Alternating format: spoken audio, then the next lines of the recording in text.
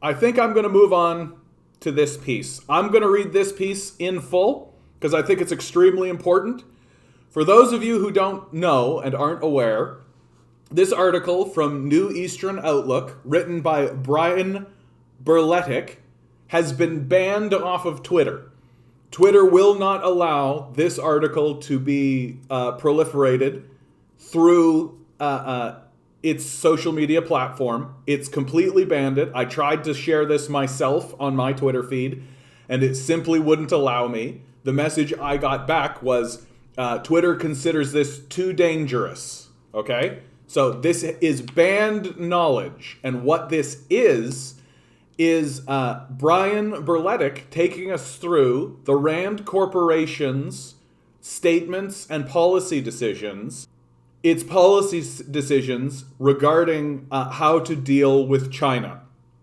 So this is straightforwardly U.S. war plans with China taking shape. The U.S. and its allies continue beating the drums of war in regards to China. But how serious is this? Will it really lead to war? Or is it merely posturing meant to give the U.S. the most favorable position on the other side of a fully ascendant China? A critical inflection point identified by U.S. war planners for years is approaching, where China's economic and military might will irreversibly surpass the US, and the center of global power will likewise irreversibly shift from west to east, creating a global balance of power unseen for centuries. A closing window of opportunity estimated to close between 2025 and 2030 allows the US to carry out a limited war with China, resulting in a favorable outcome for Washington. Beyond that, the U.S. will find itself outmatched and any attempt to curb China's rise rendered futile. The propaganda war and the war itself this propaganda aims to justify and rally support for is unmistakable, particularly for those who have witnessed similar buildups ahead of the U.S.-led invasion of Iraq in 2003, or U.S. military interventions in nations like Libya and Syria from 2011 onward. A recent 60 Minutes Australia segment titled War with China, Are We Closer Than We Think?, presented an amalgamation of this ongoing propaganda used to vilify the Chinese government, dehumanize the Chinese people, and create sufficient anger, fear, paranoia, distrust, and hatred in hearts and minds across the planet to justify what would be, for the 21st century, an unprecedented war. For the United States, a war with China would be the first of its kind. A war with a peer or near-peer competitor armed with nuclear weapons. Yet U.S. war planners are fairly confident that the conflict could be confined to East Asia, remain conventional, and see a favorable outcome for the U.S. that would secure its primacy over Asia for decades to come. A victory for the U.S. would not be military in nature, but rather hinge on non-military factors and focus on disrupting and setting back China's economy, and thus the power propelling China past the United States at the moment. The 2016 U.S. war plan coming to life. These conclusions were laid out in a 2016 Rand Corporation document titled War with China, Thinking Through the Unthinkable, commissioned by the Office of the Undersecretary of the Army and carried out by the Rand Aereos Center's Strategy, Doctrine, and Resources Program. The report notes that the Rand I'm mispronouncing this word, Arroyo Center is part of the Rand Corporation and is a federally funded research and development center sponsored by the United States Army. The report notes that America's military advantage is in decline vis-a-vis China, but also lays out several current realities that would favor the U.S. should hostilities unfold. It states on page 9 of the PDF document, "We postulate that a war would be regional and conventional. It would be waged mainly by ships on and beneath the sea, by aircraft and missiles of many sorts, and in space against satellites, and cyberspace against computer systems. We assume that fighting would start and remain in East Asia, where potentially Sino-US flashpoints and nearly all Chinese forces are located. The RAND document admits that China's forces are concentrated in Chinese territory and that virtually all flashpoints that could trigger a conflict are likewise located in the region. This implies that US forces would need to be more or less right up to China's shores and regional claims, and insist on interfering in regional disputes or intervene in matters between Taiwan and mainland China. The nuclear question. Many assume any war between China and the United States would escalate into a nuclear exchange. However, this is unlikely except under the most extreme conditions. Regarding nuclear and conventional warfare, the RAND documents make a compelling argument, stating, "It is unlikely that nuclear weapons would be used. Even in an intensely violent conventional conflict, neither side would regard its losses as so serious, its prospects so dire, or the stakes so vital that it would run the risk of devastating nuclear retaliation by using nuclear weapons first. We also assume that China would not attack the US homeland, except via cyberspace, given its minimal capability to do so with conventional weapons. In contrast, US non-nuclear attacks against military targets in China could be extensive." The report studies a window of opportunity that began in 2015 and stretches to 2025. Current developments seem to indicate the US may see this window extend as far as 2030, including the recent announcement of the AUKUS alliance, where the US-UK-built Australian nuclear-powered submarines would be coming online and ready to participate in such a conflict around the early 2030s. US may trade heavy military losses for China's economic ruination. Under a section titled "The Importance of Non-Military Factors," the RAND report notes, "The prospect of a military standoff means that war could eventually be decided by non-military factors. These should favor the United States now and in the future.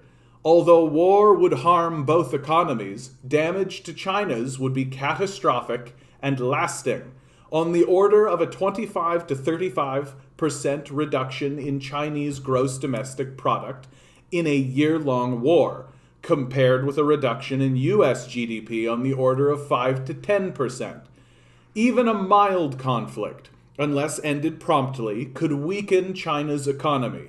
A long and severe war could ravage China's economy, stall its hard-earned development, and cause widespread hardship and dislocation.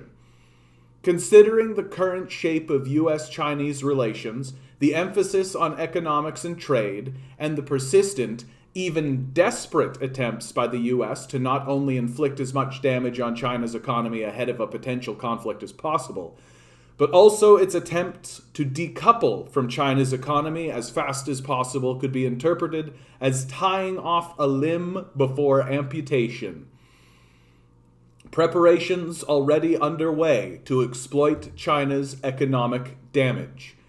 The report notes the follow-on effects of the economic damage such a conflict would inflict on China. It would open the door for already ongoing US machinations to undermine China's social and political stability, to expand and do tremendous damage, perhaps even threatening the cohesion of Chinese society. It states specifically, "Such economic damage could in turn aggravate political turmoil and embolden separatists in China. Although the regime and its security forces presumably could withstand such challenges, doing so might necessitate increased oppressiveness, tax the capacity, and undermine the legitimacy of the Chinese regime in the midst of a very difficult war. In contrast, US domestic partisan skirmishing could handicap the war effort, but not endanger societal stability, much less the survival of the state. No matter how long and harsh the conflict, so long as it remains conventional. Escalating cyber warfare, while injurious to both sides, could worsen China's economic problems and impede the government's ability to control a restive population. The mention of separatists in China is a particularly important point. These groups, often made up of armed extremists, are supported by an extensive international network funded by the US government itself. Separatism in China's Xinjiang and Tibetan regions is openly supported by the US government and has been sponsored by Washington for decades. The US National Endowment for Democracy's official website lists its programs for Xinjiang, China as Xinjiang/East Turkestan. East Turkestan belongs to the separatist name for Xinjiang. The organizations listed, including the Uyghur Human Rights Project and the World Uyghur Congress, openly admit on their respective websites that they view Xinjiang, contrary to international law, as occupied by China rather than a territory of China. In a move that could very likely be a warning of just how close to a US-provoked conflict with China we may be, the US State Department delisted the East Turkesian Islamic movement in 2020, claiming it had not been active for over a decade. Yet by the US's own admission, US military forces struck ITIM targets in Afghanistan as recently as 2018. And just this year, ETIM representatives gave an interview with US-based Newsweek magazine. ETIM is still listed by a number of nations, as well as the UN itself, as a terrorist organization.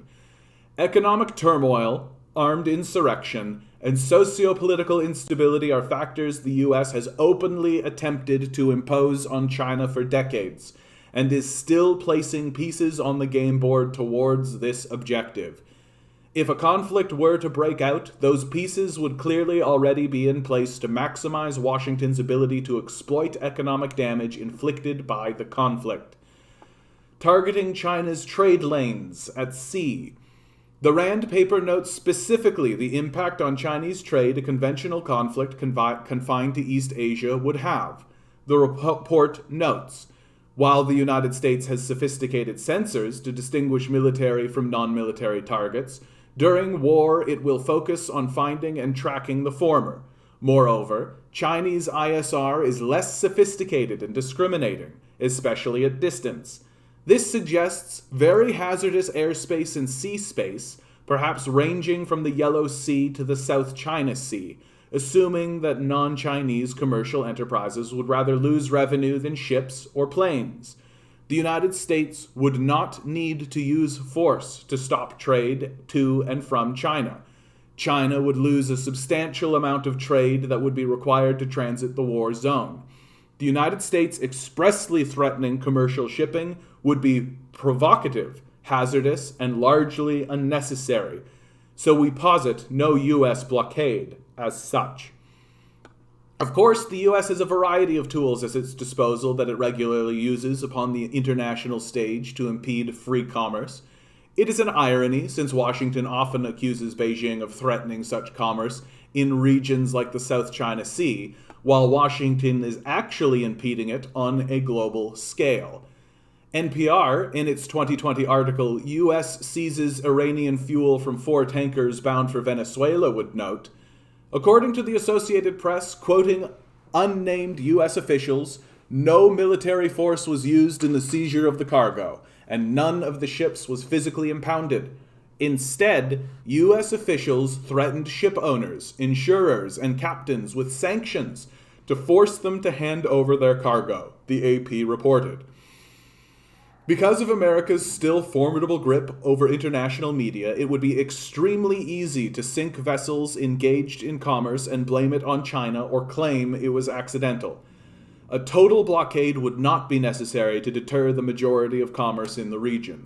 Only a few examples would be needed for the self-preservation of shipping companies to de facto cut off trade.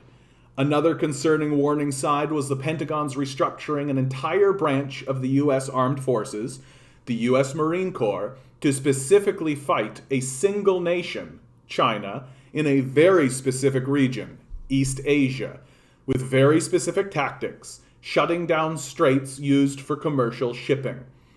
Defense News, in a 2020 article titled, "Here's the U.S. Marine Corps' plan for sinking Chinese ship with drone missile launchers," would claim, "The U.S. Marine Corps is getting into the ship-killing business, and a new project in development is aimed at making their dreams of harrying the People's Liberation Army Navy a reality." The article also noted, Marine Corps Requirements and Development Chief Lieutenant General Eric Smith told reporters last year during the Expeditionary Warfare Conference that the Marines want to fight on grounds of their choosing and then maneuver before forces can concentrate against them. They are mobile and small. They are not looking to grab a piece of ground and sit on it, Smith said of his Marine units. "I'm not looking to block a strait permanently. I'm looking to maneuver. The German concept is Schwerpunkt, which is applying the appropriate amount of pressure and force at the same time, and place of your choosing to get maximum effect." The U.S. Marine Corps has already decommissioned all of their main battle tanks as part of this restructuring, which took less than a year, signifying the urgency of U.S. preparations. The U.S. taking ships out in busy commerce straits and creating an environment that would cripple trade between China and the rest of the world would have a heavy impact on China's economy.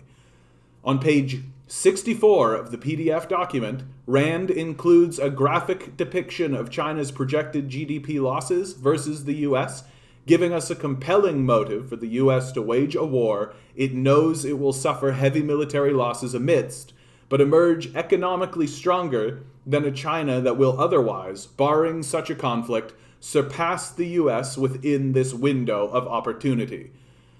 China knows, but can China beat the clock? It is very obvious that China's Belt and Road Initiative is an attempt for China to diversify away from Asia-Pacific trade routes. The U.S. is clearly making preparations to attack and disrupt.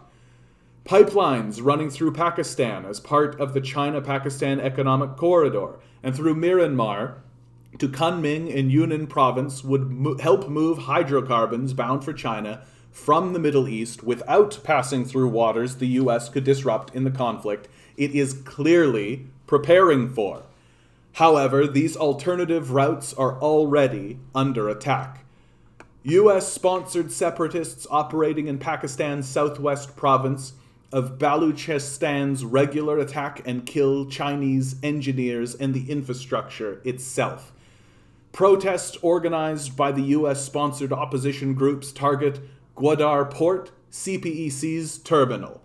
Just this year alone, France 21 would report in April a bombing targeted a hotel the Chinese ambassador to Pakistan was staying at, but who luckily wasn't at the hotel at the time of the bombing.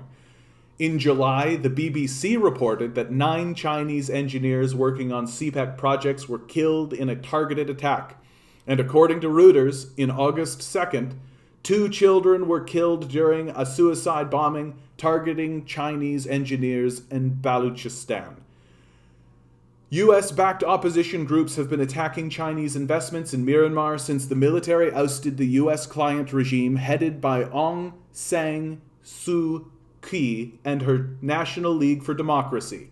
CNN would report in March, just a month after the military took over, that the opposition was lighting Chinese factories ablaze.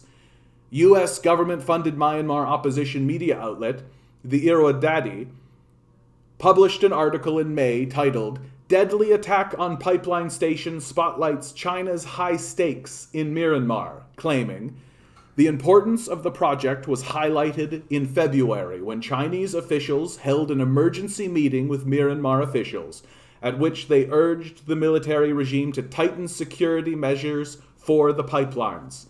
They said the project is a crucial part of Beijing's Belt and Road Initiative in Myanmar and insisted that any damage to the pipelines would cause huge losses for both countries.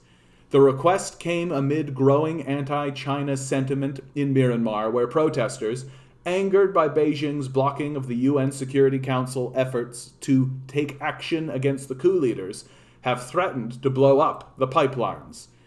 The article concludes by quoting a Swedish journal claiming, It would come as no surprise if attacks were carried out against, for instance, the pipelines, he said, and attitudes will not change unless the Chinese government stops its support for the Myanmar military. That should be a real concern. Xinjiang, China also serves as a critical juncture for China's BRI, and we can clearly see the US promoting separatism there.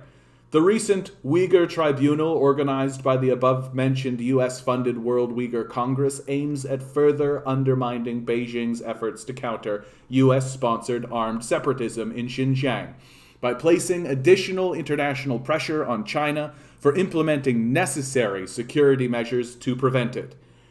The continued US-sponsored attacks on China's BRI, the US-led military buildup along China's coasts, and the propaganda war the US is waging to control the narratives surrounding both represents a race against time for both Washington and Beijing.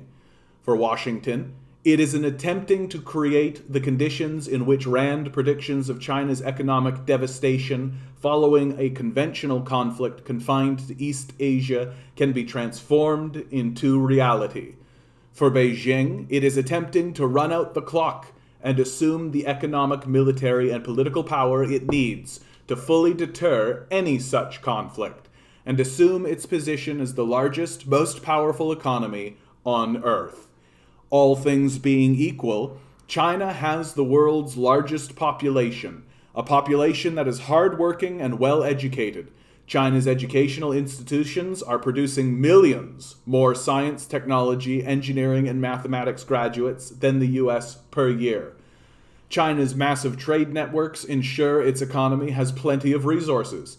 It should become the largest economy, and only a war of aggression chosen to be waged by Washington will stop this from coming to pass.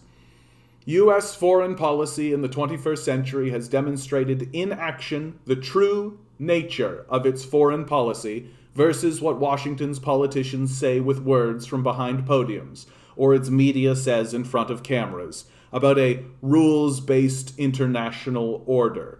The only rule we can see demonstrably upheld is might makes right. Only time will tell whether or not U.S. makes right its smaller nation with its smaller economy, clinging to primacy over China for decades to come, before it no longer has the might to do so. Brian Berlatek is a Bangkok-based geopolitical writer and researcher, especially for the online magazine New Eastern Outlook.